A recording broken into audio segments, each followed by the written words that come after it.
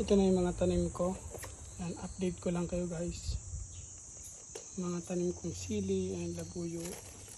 Tapos ito yung kamatis ko. Ayan. Malalaki na iba. Ayan. Ito maliliit yung mga tinitang kamatis. May hug dito. Nakailang ano na rin kami dito ng kamatis na nakukuha. Nakakarami na rin kami. Yan, update lang guys. Yung iba nasa likod, yung pechay, tsaka yung pakwan, tinanim ko doon sa likod ng bahay.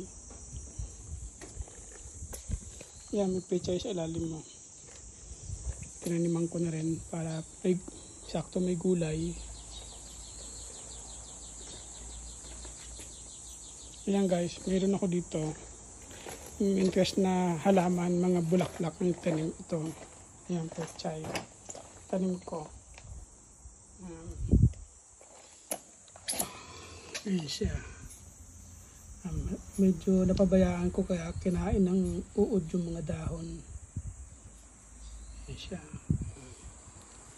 Siksikan sila dyan.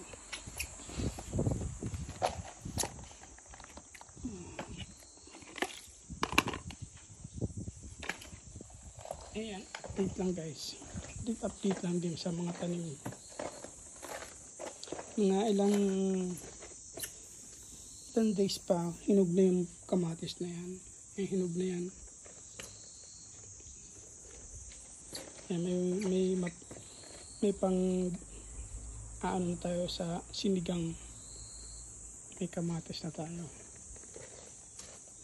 Ayan. Update lang.